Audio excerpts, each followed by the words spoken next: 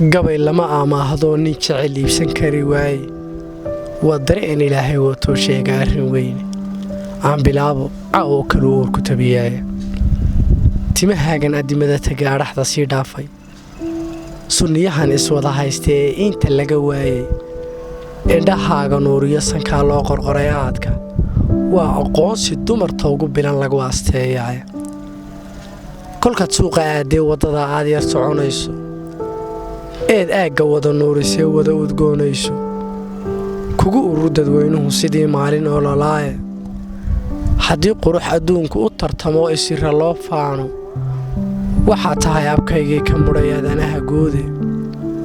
midabkaagu waa olol ka baxay eedaga leylkii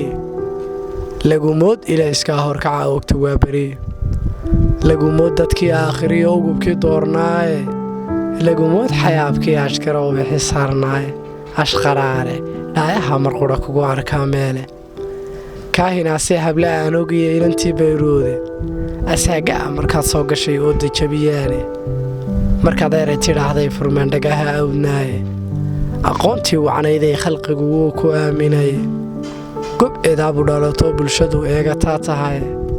ixtiraamka kaa baray qof adeerad ku dhaaftaa sidii boqor abaalgalay khalqigu kuugu soo oradiya quruxda awood lehe curyaanaha wadaa socoye istareexa adigaa wootiyo jawiga kuu eege waxaa tahay abuur gaaro oo eebbaheen qoray milatari islaynaya oo ura kicinaya haddii aad ag marilayd mid quriha kama rideene ajal go'aysabaa baaqanlayd imashadaada wakhtiyada abaaraha haddaad oosha yara gaadho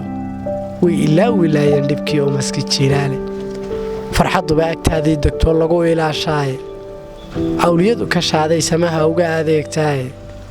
mabalihii ilayskale runtii adiga mooyaane ii ahaatay noloshee macaan ila ag joog nuurka